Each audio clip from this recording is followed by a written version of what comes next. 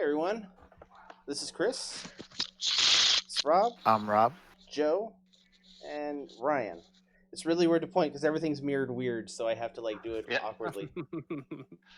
That's why I don't point. I just wave. So, Rob. and apologize to everyone on the different background. I'm not at my normal location. So, It looks good. So, it looks like you're possibly in a doctor's office or some professional setting. nope. I'm in a lonely room by myself on vacation in Florida, soaking in the sun and the beach, and the drinks, and a whole lot of others. So, We did not know that Ryan was going to be on. We thought he was going to be gone for this week. So, It was kind of a surprise. Oh. Hi guys. That's Hi. my wife. Hi, wife. And Rob's not going to be showing his face because he doesn't have his camera equipment. So. I don't. And I he left has- it at work. Or he's a teenager and has a big zit on his forehead. So That could also be it. Yeah. Let's not try to strike things from the record already. Or he was doing the Area 51 challenge and decided to get a little too much sun. Oh my god. All right, that's just all right. These challenges nowadays are just, what are they thinking? you know what? I'll accept the Area 51 challenge so much more than the stupid lick ice cream and stupid other stuff at grocery stores. Oh yeah, that's pretty ridiculous. Yeah.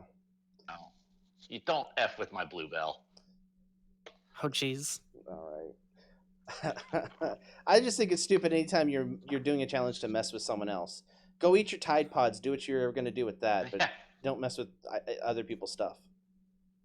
All right. That's a get off your lawn segment. Rant over. Yeah. So this week we're going to try to clarify a little bit more of the Legacy tournament. I thought we did a good job last week, but it's been a long time since we've actually just done a tournament that we haven't gone over the two-team takedown type of situation, so we're going to go over that a little bit more. And we're going to try to make sure everyone knows about the open house in DFW this weekend, and be there or be square, so to speak. I'll be square. I'm sorry. You know what's funny? The origin of that saying is be there or be square because you won't be around. Right. That's, yeah. We just all stop saying the, or you'll be around part. Yeah. Because they thought that part was lame, not the rest of it. Right. But yeah, so I think we're just going to get into it. The two-team takedown stuff. So the two-team takedown format is kind of a thing that us as a channel, we kind of created and had the help of DM Ramada finalizing it. It's kind of a weird kind of internet-y kind of way of playing Dice Masters.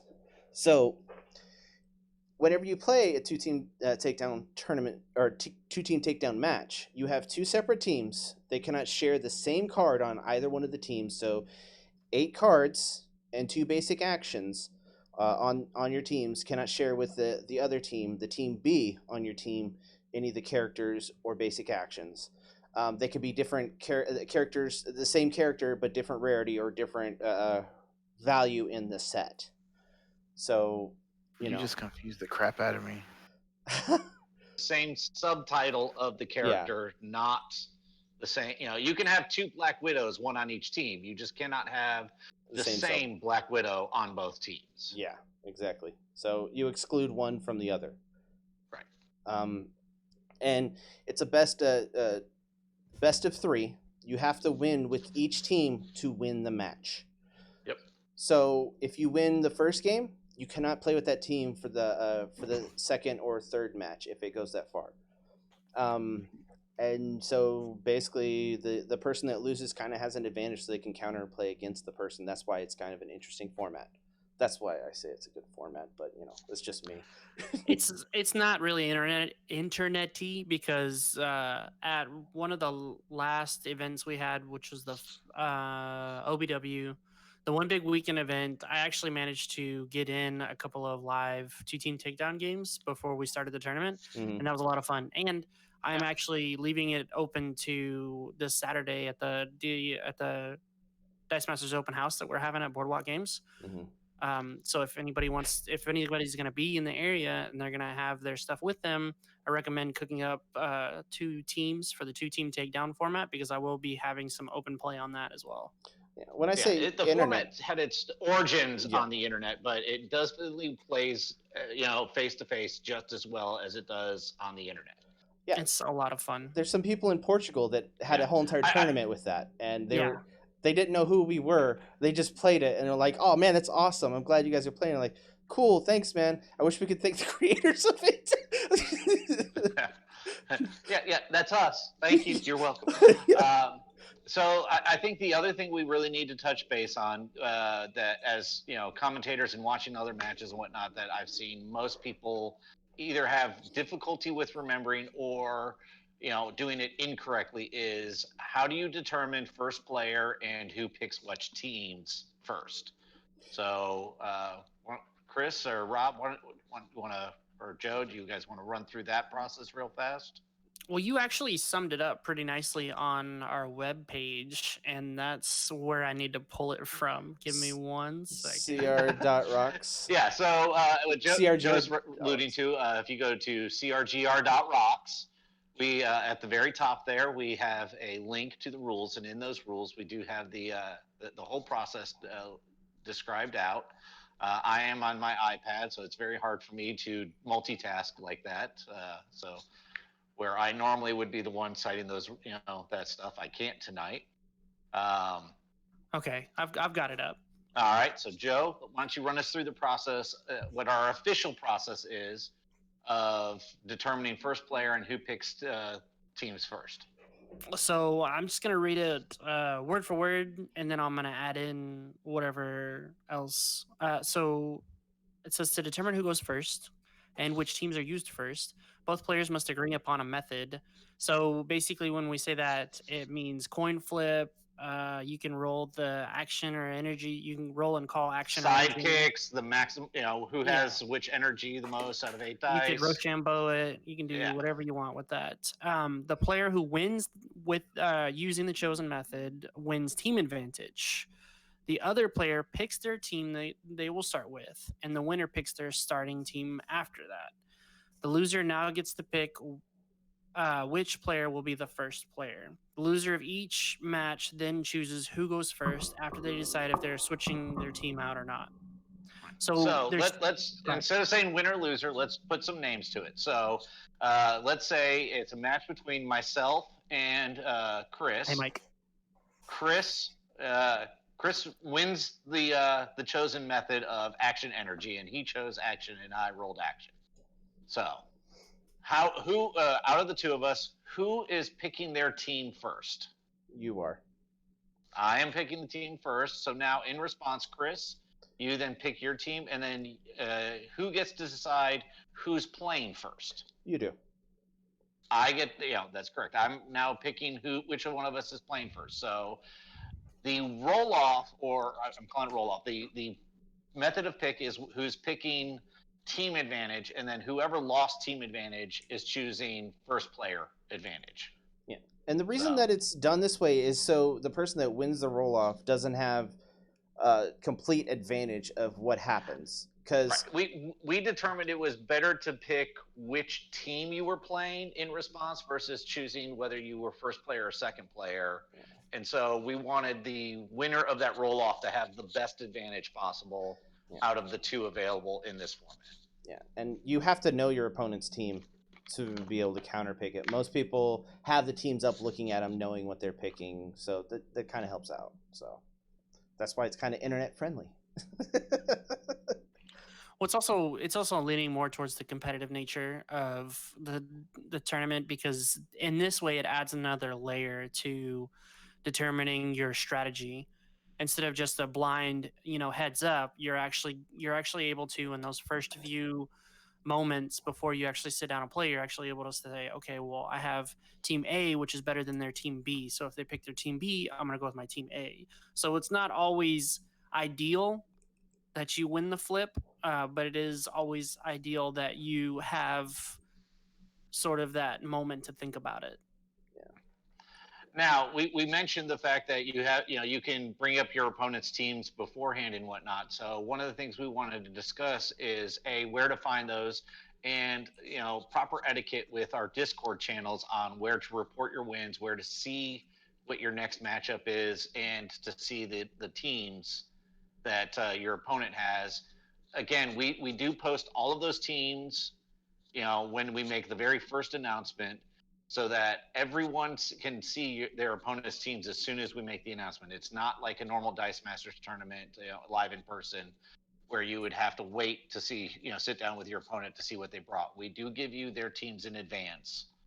So, guys, do you want to run through what our channels are and what they should be using where? Okay, so each individual that enters the tournament is going to have their own little chat function, so you can either see the Dice Coalition link and or a visual representation of what their team is. It's kind of sketchy If the bot works. If the bot works. But they're working on the bot. The bot should be working fine. But there's going to be match reporting. And then there's also going to be match discussion. We want to keep match discussions like you talking about how the match went and everything like that, or just trash talk, so to speak, and just not in the match reporting, because we want to be able to go through and see what happened instead, without having to go through 50 lines of text. Yeah, if Joe, and Rob play, I don't need to go through 50 lines of new responses in there to figure out what that was, because unfortunately, with too much volume in there, it's easier for us to miss things and get into a scenario where we're waiting for someone to report their match when they actually reported it 3 days ago. Yeah, So you could match do the reporting- trash talking in the general chat, or what are the other chats that we have going? Or Yeah, so match- even in their channel. Yeah. Match reporting is, just to clarify, match reporting is specifically for who won and who lost. So it'll say Joe 2-0 or Rob 2-0. And that's all you really need to do as far as match reporting goes. Occasionally, the admins or whoever the tournament organizer will ask questions. If somebody didn't really clarify it, it was 2-0, so and so won. It's like, okay, well, it was 2-1. Okay, well, who was the one that lost the one, and so on and so forth. Yeah. So that's what you expect to see in match reporting moving forward. I think clarity in the match reporting, and everyone being able to see that, including people that are just casual watchers of it, is going to be more of like, oh, that's going on in the tournament. That's awesome. Even if it's not shown on stream or recorded, I think that's just better, because I think our Discord is going to be the place where traditionally you're able to see how our tournaments go, and we'd like to keep that going, and we'd like to add a little bit more clarity and definition to the matches as they go. So. The next one is we have it labeled as the mind taking, but we might actually switch that up and make it a little more formal. This is where you want to do the trash talking and or the analyzing of other people's teams if you don't want to clog up the other person. Because me personally, I prefer to have those teamless channels for the individuals, for the individual players. I prefer to have them as clean as possible. That way, all you have to do is just click on the title, and then boom, the images for their two teams automatically pop up. And that's the other another thing. reason I personally don't like having conversations in the individuals' chat channels is when the tournament's over, we do delete those channels, and therefore all of that history is lost. Yeah. So you never know what you may come up with in a conversation that you may want to look up in the history, and those individual channels will always be deleted at the end of the tournament, whereas the other channels we have will stay Indefinitely. For a much longer time. Yeah. So any Say analysis- indefinitely, but Indefinitely till analysis of teamed deemed different. yeah. So any analysis, any criticisms, any talking points about teams or matches or future matchups will need to be done in the mind taking. And this is just relevant to tournaments. Our general tab needs to be for general purposes. And during tournaments, it's okay to use it every once in a while. But again, you'll run into the thing where if you want to know about the current two-team takedown, you'll want to go to wherever everyone's talking about it. If everybody's talking about it in general, you'll see somebody's recipes from a Saturday night on top of how someone else's match went, and I just don't feel like filtering through all that. Or a match between, or something that James and Zach put up because they're putting on their own tournaments on Thursdays now. That you might see that instead of the tournament results. Nothing wrong with that, but that's just No, what and, General and Sport. we welcome any and all other content creators to please advertise on our server. We will are not going to discourage that in any way, shape, or form, as long as you keep it to respectable amounts. Don't spam it 300 times a day, please. James posted twice and apologizes. Like, that's not spamming, dude. Yeah, that's not spamming. We have the currently the tab is labeled matchup spring modern 2-team takedown, which that will be changed. It'll be matchups 2-team takedown Legacy S1 one. Legacy or whatever. Series 1 or something like that. But that's where we will post the pairings, and that is where also players can reach out to other players after those pairings are posted about when to schedule a match. We want to keep those as a minimum as well, so that way you don't have to scroll through 50 lines of text to get the pairings. But And- you will be tagged. Each individual will be tagged in the pairings. Right. And if there's any issues going on where you think something was done untoward, I don't think we've ever had anything where it couldn't be resolved pretty quickly. But you want to contact, I guess, contact me or Ryan, since me and Ryan are kind of running this tournament. Yeah, we're running the season 1 of this, so that way Joe and Rob are they wanted to play in this, so we're letting them play. Again, we've learned from our past on this one, and as far as CR game room is concerned, if we are running the tournament, we will not be entering the tournament. So we do kind of divvy that responsibilities up and switch it around. So Chris and myself. No double dipping. Yep, Chris and myself are not going to be participating in the tournament itself, but we'll be organizing it. And PK's, if any rules infractions or anything like that are involved, PK is going to be involved because PK is our head judge. What he says What goes. is the channel that everyone can go to in case they do have a rules question? That's a great segue. It's rules questions, high priority. Now, we put the high priority on there because that's how serious that is during tournament time. In our rules questions chat, we do not need somebody asking somebody else about the weather. We only need them to ask about how Mimic works or how Parasite works as far as layering goes. We don't need that. We also prefer the high priority to be used for like when you're in the match and have a rules question. Yeah. If you're team building and have a question, a thought about how an interaction works, you could post it there, but general would probably be a better place for it. Yeah. We've had lots of people posting in general recently about the teams they're building, and people, Ben and basically anyone jumps all over and tries to help out people. Yeah. So rules questions. Go ahead. Sorry. I was going to say, the rules questions high priority is meant for you are in the middle of a match. There's no TOs in the match watching you that you can ask in the match, right then, and you have a rules question that needs answering. I can't speak for everyone else, but I do have mine, my phone set up to where if a post is in there, as long as it's not between certain hours while I'm sleeping, I get a notification on my phone instantly to let me know there's something in there that needs to be addressed. Yeah, I uninstalled Discord on everything, so. Yeah. I think he has it installed on his Game Boy Advance. It's really weird. I don't know how he did it. I said those are the uninstalled. channels. Oh, uninstalled. Those are the channels during tournament time that will have the most amount of traffic, and those are the channels we prefer everybody to stick to. Match reporting for match reporting only. So the 2-0 results, the 2-1 results need to be put there.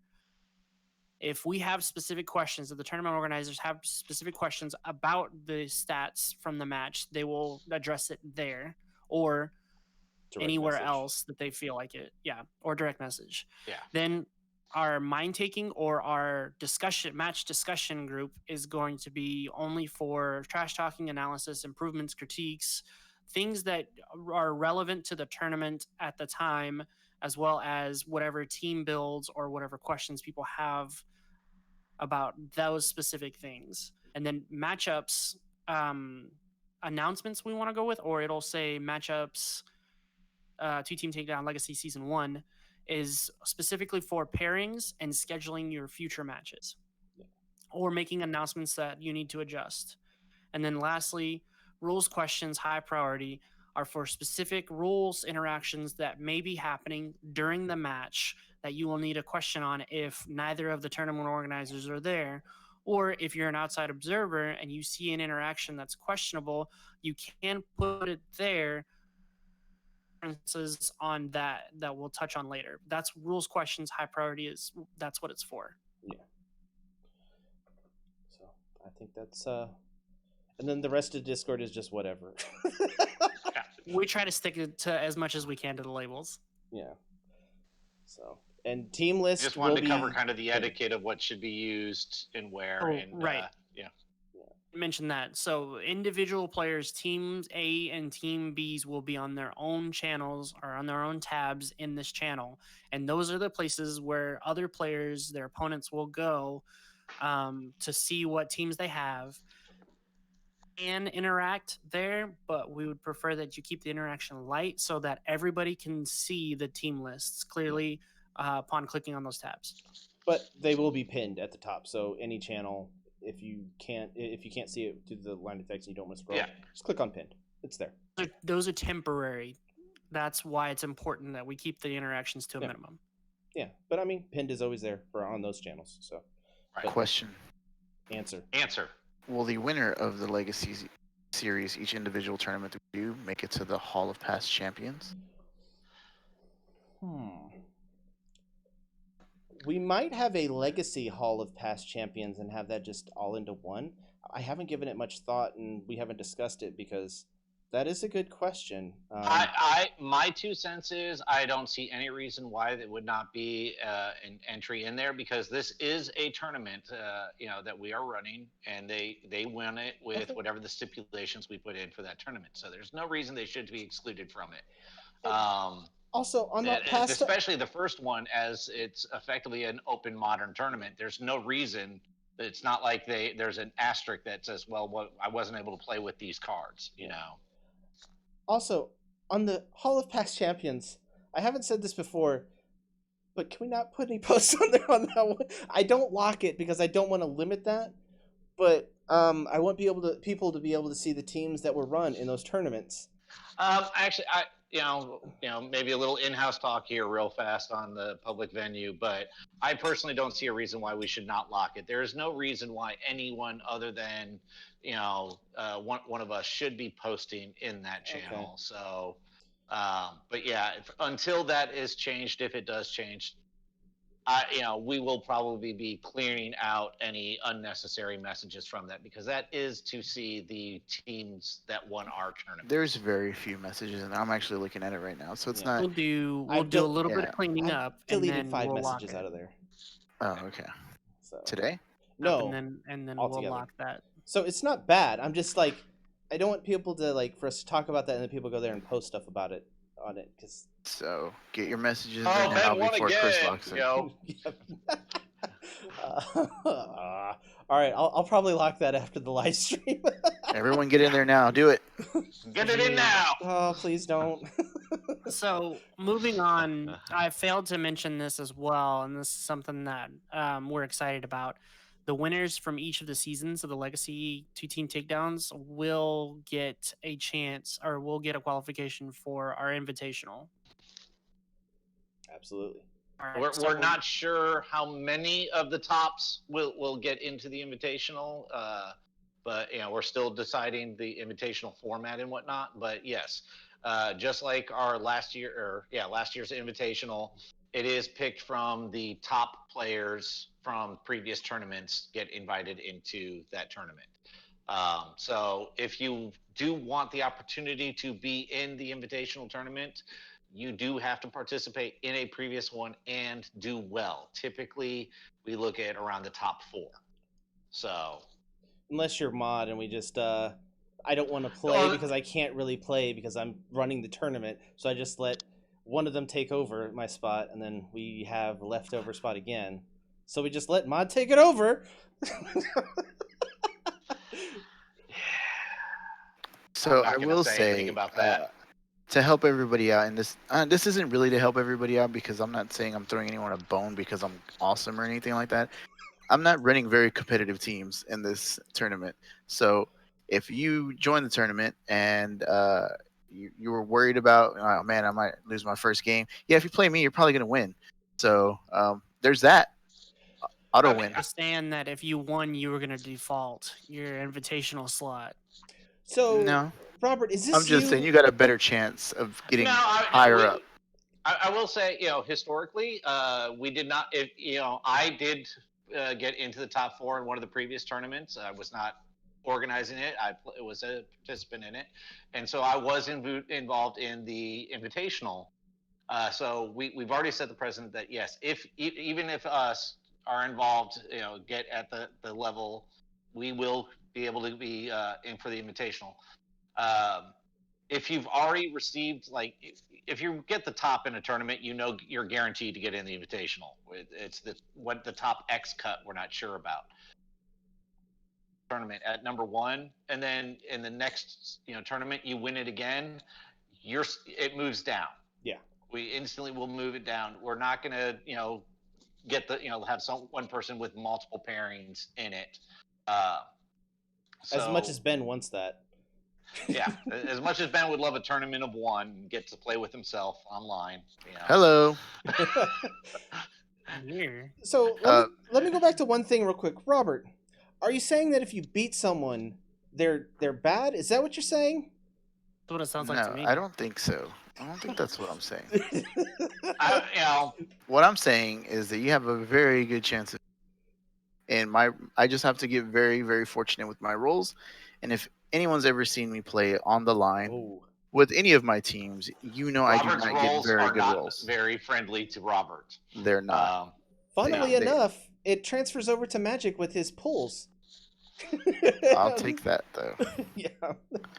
Yeah, but no, Which- I mean, I have played some teams that I thought had no chance in hell of getting a win at all and doing fairly well in a 2-team takedown because, the teams are limited when you start saying, well, if I use this card on team A, I can't use it on team B.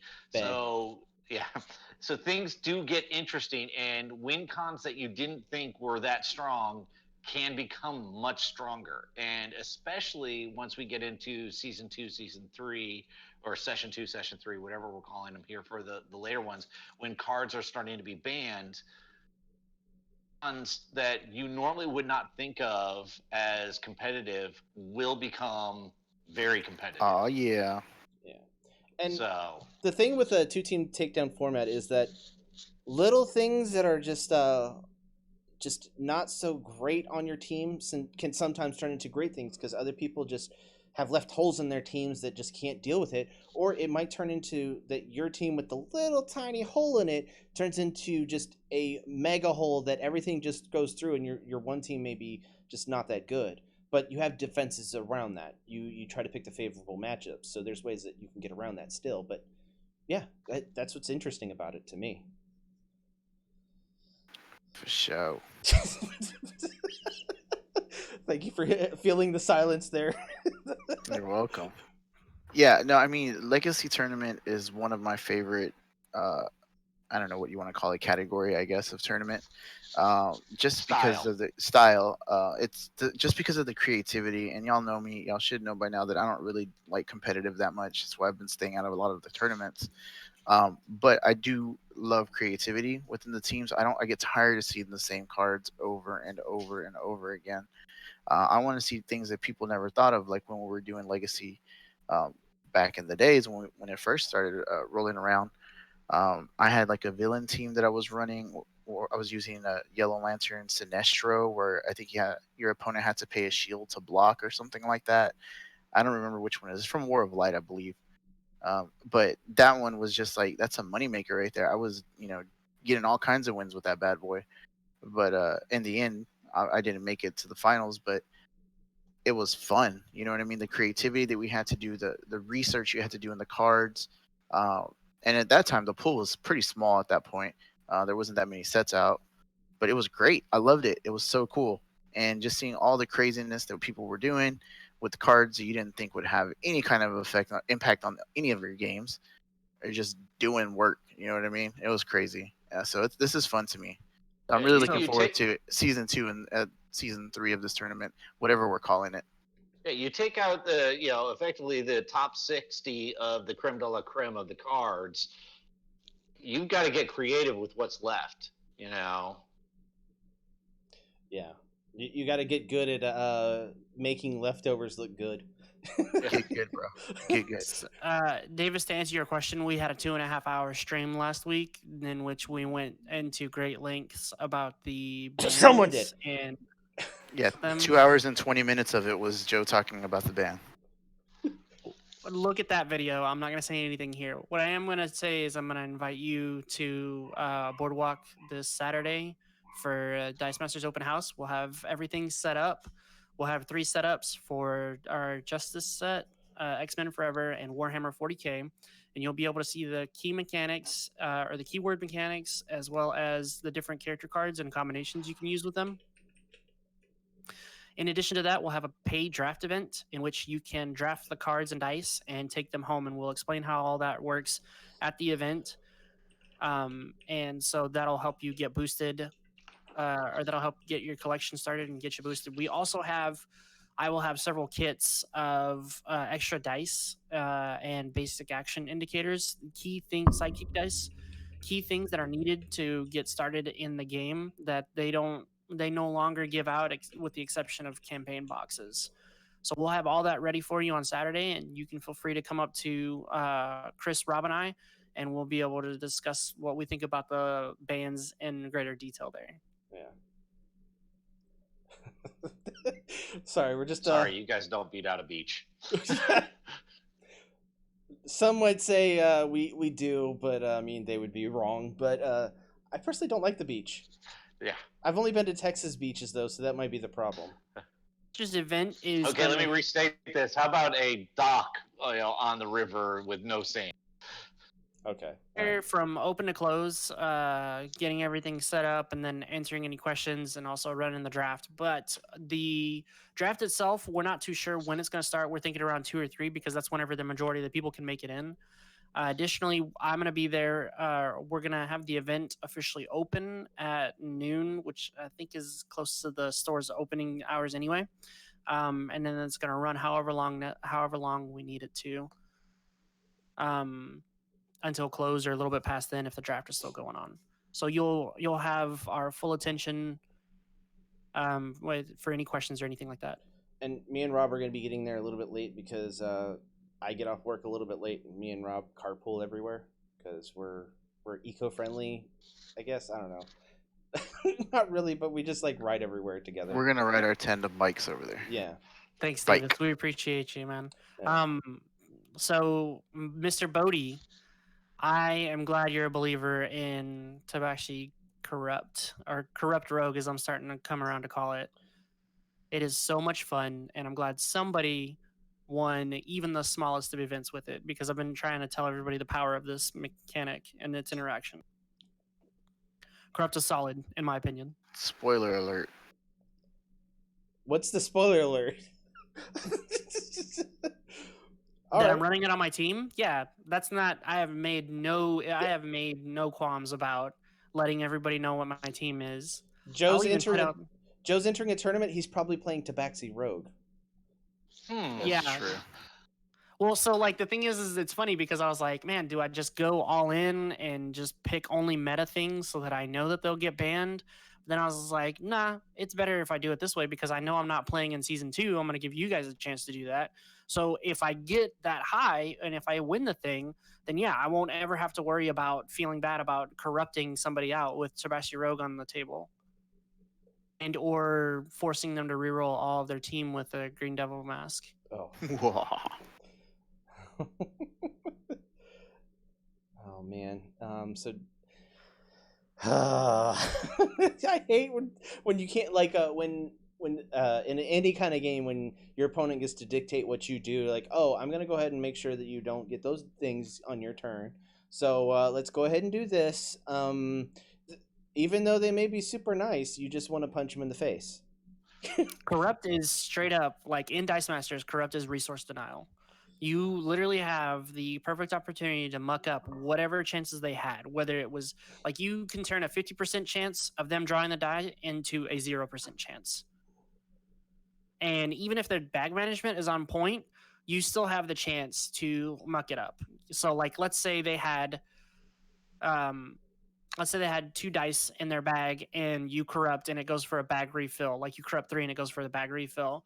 Well, now instead of having that 50% chance, they have like let's say if they're running like 8 more dice go into the bag, then that turns into a 20% chance and it's just glorious. Is that a global that you're using, or is it a action die? It's Sage. No, it's a keyword ability. Oh, it's a keyword ability. I'm sorry. Okay, So- so if you blank them, it's over. Sure. Okay. We'll go with that. A lot of cards have corrupt on them, and so the one that I'm using specifically is the Sage. Whenever she's KO'd, you corrupt 3.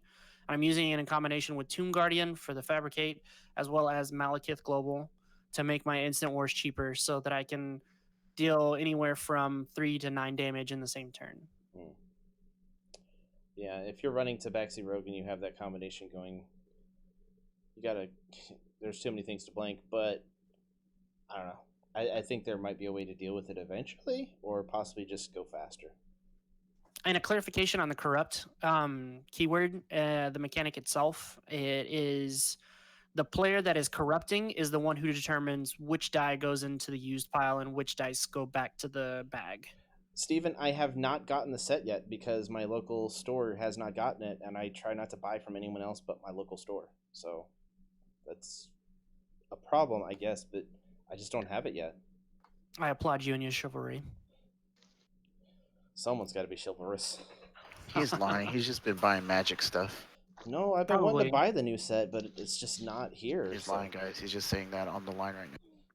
So anybody live stream. have any additional questions? Something that I wanted to get ahead of is the time and turns for our 2-team takedown. Let's kind of circle back to that because Yep. there's been a lot of questions about what happens when you go to time and turns. So, correct me if I'm wrong. Again, I'm doing this from memory, but we did give an hour and 15 minutes to get It's- through all 3 of your matches. It's an hour and a half, so that allows for 25 minutes a game if you're playing 3. Hour and 30 minutes per game then. No, 30 minutes. Yeah, I apologize. It's 30 minutes per game. So it's an hour and a half. I'm reading off of the website Yeah. too, by the way. Okay. Yeah. Yep. Like I said, I didn't have it. So we're in an hour and a half. That's the to get gospel. all of the 3 website. matches done. If you are, if you reach the end of an hour and 30 and you have a match still going on, and then you will go to a 5-turn, 0 to 4. Oh. Or Turns will run from 0 to 5. Yeah, 0 to 5. yeah, 0 to 5. So 6-turn. I'm losing my words here. Sorry, I had too much 3 to and drink. 3. So overtime. That's what I was looking for. Active player when time goes off is turn 0, and then you go from there. If the match is not the 3rd and final match and it ends in a 1-1, we do have the rules up on crgr.rocks that do cover that. And I'm again going from memory here, so please correct me if I'm wrong. The rest of you guys that are reading this, Oh, Joe will. but you have a 6-round sudden death match. Each player ends up with 3 rounds. This is if you're only 2 matches done when time hits, and it ends up in a 1-on-1, 1-to-1 scenario. So you've got a tie. I've got something a little different, Ryan. A Okay. 20-minute game will be played for the final game That's with what- no rounds at the end of it, meaning the player with the what highest it was. life total will win that game at the end of the 20. If a victor hasn't been decided, player with the highest life total at the end of the 20 minutes will be the winner. If there is a tie, and I hate to say it, but it is a tie. It is then the match is determined as a tie or a draw. I don't like draws any more than the next person, but it depends on if it's intentional. And then if we see that the play, or if it was noted that the play was intentional or the draw was intentional, then we'll actually have to rule on who won or who lost. But that's up to the tournament organizers and the head judge, which is PK. And if people are chopping to help each other out, not gonna happen. Probably both gonna take an L on that one then, because there's gonna be no intentional chops. Yeah, so we don't want any. But dude, I chop it like it's hot. We don't want any premature scoops. We want to be able to see every match played out to the fullest extent, because we're playing an online game, first of all, and that requires players to sacrifice time out of their schedules to play a game that they love to play. So anybody who's going to intentionally scoop for any reason other than emergency reasons, and again, there's nothing wrong with rescheduling that too. We'll take emergency reschedules if the matches can't be played within the week, because people do have busy schedules. So if we find out about any intentional scooping for favor of other players, or for just because you don't want to play that player, there will be I don't want to say punishment, but there will be hell to play. Disciplinary actions taken from there. I mean, it'll be a case-by-case situation. We can't say there's no hard and fast rules because we don't know the situations. But generally speaking, we don't want people taking intentional losses or intentional ties to either further themselves or someone else. Period. Because that then gives everybody else a disadvantage. The worst thing about draws in any tournament is the fact that they affect standings a lot more than they should. And that's the system you're using. Draws are just the worst. Yeah. So, but back to the original point on this one is if this scenario of a one-on-one win at the end of time, and you were in the second match when time ended, you have your third and final match as a 30-minute match or 20-minute match? It's a 20-minute 20-minute match with no turns at the end of it, and it is life wins. Mm-hmm. So, we can have a whole nother talking head segment just talking about draws in general in tournaments. I don't think we need to go down that rabbit hole tonight. Draws are bad, okay? And I mean, me and Rob said this in the first tournament. If you think someone's being untoward in the way their pace of play, you can either call them out in the middle of the match or call someone there to talk about it. Because if someone's slow playing you for victory, that's not good. But be respectable when you call them out. Say, hey, I noticed you're taking 15 minutes on something that should only take a little bit of time. What's going on here? Yeah. My online etiquette is usually if I don't see any movement or any audio response from a player for about 10 to 15 seconds, I will do a quick reminder just to make sure they're still there, because you could have a dropped internet connection. You could have other things like this. And in those scenarios, pause the timer, things like this. That's outside of the realms of what's going on. If the person's still there, I give them usually another 20 seconds or so and be like, okay, are you still there? Are you in the tank? What's going on? I'm making sure I still have a valid internet connection, and I'm kind of reminding them time's passing, Yeah. So. Yeah, there's no hard and fast rule on how long each turn should take. If it's a very hard turn to where it determines a match, I'm never going to press someone and say, I need you to move now. Yeah. I am going to constantly check in with the person to make sure we didn't have a dropped internet connection, and I'm sitting here waiting when the other person's done their move and they're waiting on me. Yeah, and if you are the player that's taking a long time, be respectful. Also, be like, I'm sorry that I'm taking so long. This is just a tough decision. I do apologize. Just being communicative, communicate to the person is a good idea. Just letting them know you're there. So let's move on to some of the things that along that same thread, some of the things that were expected or that is expected of each participant in all of our online events is it's number 8 on the rules list, and it says all shaking of the dice bag and drawing from the dice bag must be done on camera. Your hands cannot be in the dice bag when it is being shaken.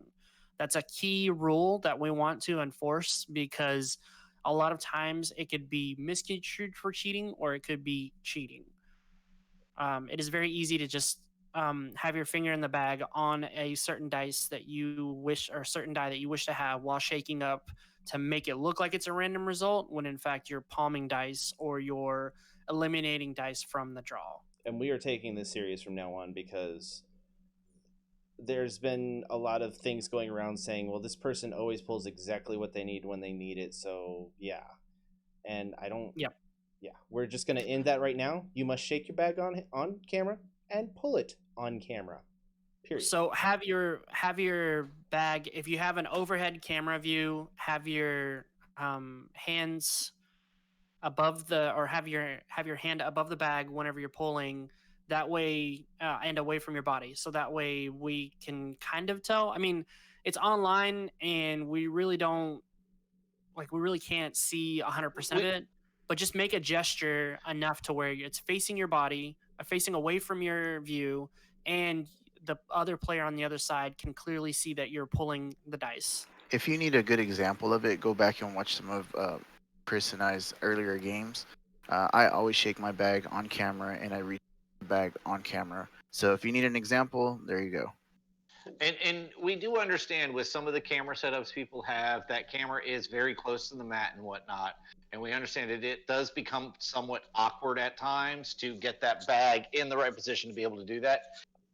What we want to make sure is that the opening of the bag is shown on the camera. If the entire bottom of the bag can't be seen, that's fine.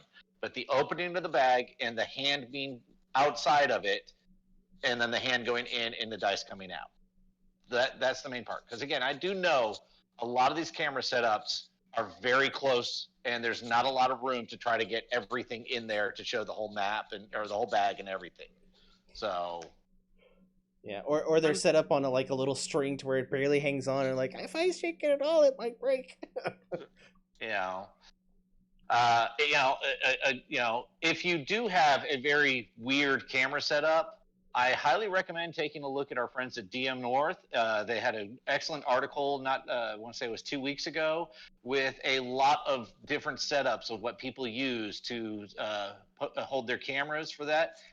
A very low-cost DIY setup that works fantastic.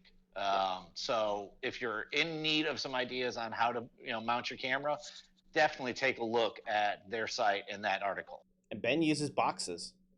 Yeah, So. I mean, and there, like I said, there's a gallery of images of different people's setups on there.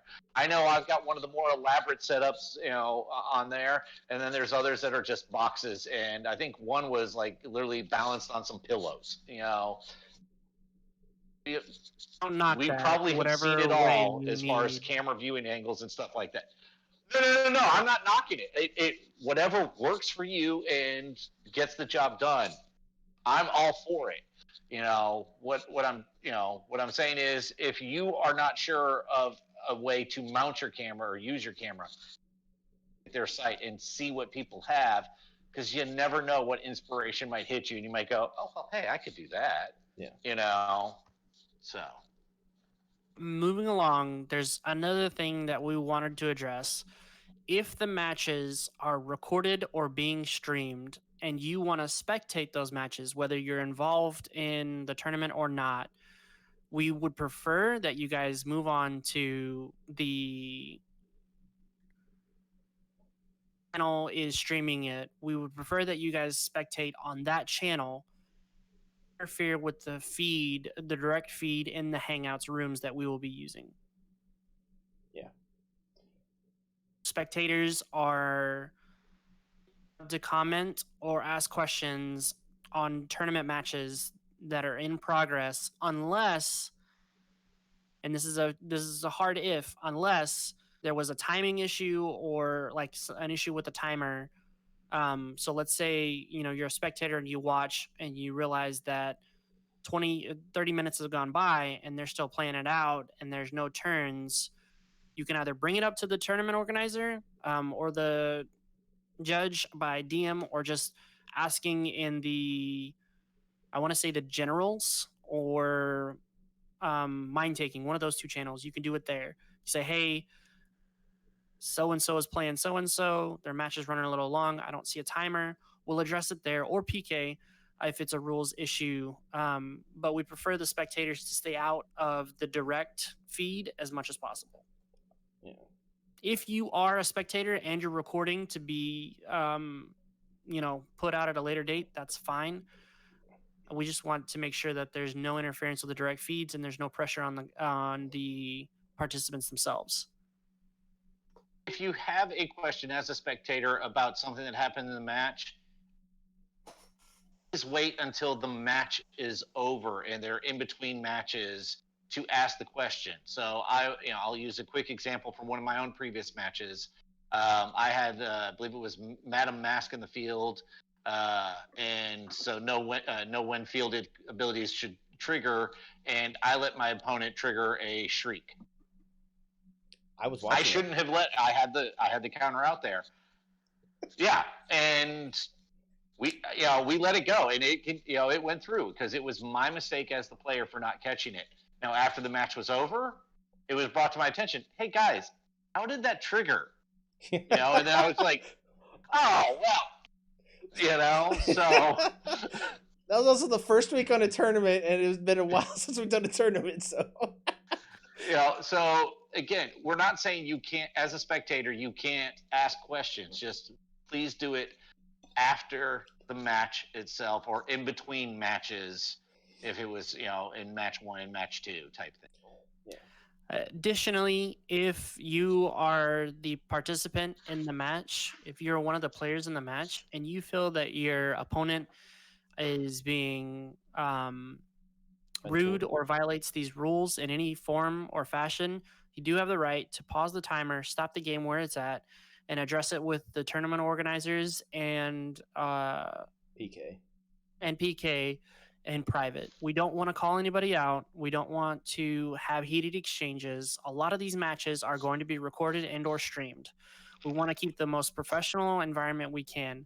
Now, professional doesn't mean that we're stiffs and we're gonna, be straight faced with everybody, but it does mean that we're expected to not have any bullying, not have any pressuring to do other plays, not having any critiques of plays in the match or after the match. I don't want to see any of that either. Those kinds of attitudes will be taken up with the tournament organizers, and at their discretion, they will be dealt with by either disqualification or match losses. But you do, as a participant and as a player, and even as a spectator, if you see bullying of any kind going on, or any, I want to say, like, disrespectful play or disrespectful, yeah, because any of that. There's trash talking, and then there's being disrespectful. Yeah, and that includes racial slurs and disrespectful nomenclature. Yeah. We do not tolerate those at all. Honestly, Right. I feel like that's almost a zero tolerance. If you're using racist terminology or anything like that, you might just be out right there. But we'll talk to the city. We'll for the most part, this community is great, honestly, and I've only had 1 or 2 people cause issues. And I don't think they play in the tournaments anymore, just because they can't. We're not going to deal with that. We're not going to let everyone trying to grow this community stop the community. So we want everyone to have fun. That includes winners, losers, people watching. We want everyone to have fun. So we will have. I'm working on a code of conduct document right now. We'll have something firm and in writing for everybody before the end of this first tournament. We wanted to get that out there for right now, even though it's not on the website itself or it's not in any of our rules. We do enforce a zero tolerance policy on any racial slurs and any Bullying. Any bullying and any nomenclature that would be demeaning or otherwise aggressive and offensive. to any player, even if it's or to any group or player. Yeah. We have a zero tolerance policy on that. All right, so Rob, that means you too. Yeah, man. I guess I'm banned. All right. But Me when I'm talking about the MOD guys, right? All right, let's be real here. Real situations. Oh wait, maybe that is real. I don't know. Is it? All right. So, lastly, electronic devices. There's been a couple questions, and it's out of common etiquette. I assume that most of us that play the game online are well above the age of understanding that when you're playing this game, the only time you have a phone on the table is if you're using it as a timer or a life tracker. So those are the only two exceptions that we'll ever have of cell phone or a tablet in view of the camera. Now you can have it off to the side if you're on call or your job requires it, or you're trying to keep tabs on your family. That's understandable as long as it's not in the shot in full, because nobody needs to see your personal information. Yeah.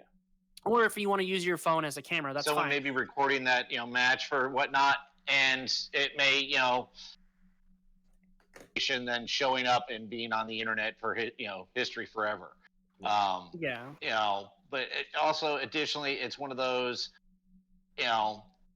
if you are using your phone as a life counter or clock, try to have it on camera so that it's available. Your opponent can see that it is there and what it is doing. And mute your notifications. If you are constantly seeing the person kind of pick up and fiddle with something off screen, it kind of gets a distraction of, okay, are they being coached? Is there something going on? Are they being distracted by something else? Am I getting the best game out of this person I possibly could? Or am I, third ranked in the back of their head of other things that they're doing, and I'm just getting a piss poor match out of them because they don't think I'm that good of a player. That's normally what happens to me, but try to be respectful of the fact is, you are taking your time and your opponent's taking their time to have this match and to have fun. Try to give them your undivided attention, and hopefully they will try to give you their undivided attention as well. Yeah. It's about mutual respect, really, is what it's about. So that's a quick overview of the rules. Well, actually, it's an expanded overview of the That's a rules. quick overview. That wasn't that quick. It's the whole hour. That's what, and we're doing this to stay ahead of the questions Yeah. that anybody might have. So if you do have any questions, we'll actually probably refer you guys to this video. And I'm thinking about pinning this one in the general chat just to make sure everybody has a clear understanding of what the expected rules as well as the expected online etiquette are during the 2-team takedown tournaments. Yeah, we'll pin that at the end of this video. And as far as online etiquette and online play, there's lots of other resources that other creators have done. Dice Coalition, because Ryan's Those guys have done as well. There's we're not going to try to reinvent the wheel as far as that stuff goes. Yeah. So, All right. I think that's pretty. Is that all the things? Oh, well, yeah. Lastly, I want to plug this one more time. Boardwalk Games in Dallas this Saturday, the 19th. Dice Masters open house from noon to about 8 or 8:30, depending on when they close. I like noon to question mark. Noon to question mark. Just sounds more sexy. The event is posted on the Dice Masters Unlimited Facebook. It's also posted on the DFW Dice Masters, East Texas Dice Masters. It's posted on our CR Game Room Facebook group. It is posted in our Discord. I think it's posted in our Discord. Yeah. I think I posted it up in my bathroom too. I'm not sure. But yeah, A lot of people are seeing that one, I think. Yeah, You'd be it's mostly for surprised. me because I'll forget. I think you'll But know yeah. by the way that I come over to your house and be like, hey, let's go play some Dice Masters. Like, what? Exactly. so if you're in the area and you're interested in learning about Dice Masters, or if you want to get some more X-Men Forever campaign box and or team packs, we have supplies there. We also have the paid event, the paid draft, which means you can take home whatever you draft. So if you're looking to get those extra sages, or you're looking to get those extra mimic dice, or even those extra jubilees for that max 5 count, then stop on by. The more the merrier. We have up to, on our draft event, we have enough product to supply for up to 32 players, and that is a lot. So Wow. can I do my normal strategy of rare drafting? You Yeah. can try. All You right. won't have a lot of good draft material though. They're all rare for you because you can't get it at your store. Ouch. With the heaters. With All them meters. Hashtag just saying. You know, that cut me deep. Cut me real deep. That's a Sorry, great, dude. that's a great way to end the stream right there. We gotta give the people what with they Chris's sad face. Cut Hurt. me real deep. Sorry, dude.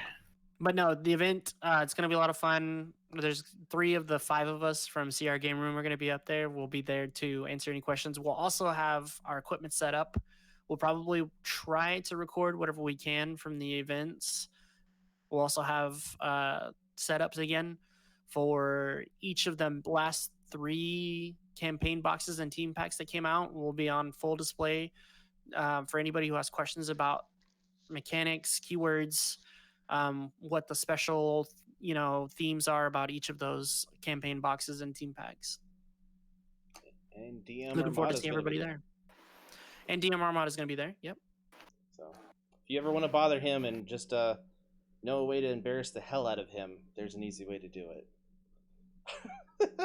Chris wouldn't will know tell about you that. when you're there. Yes.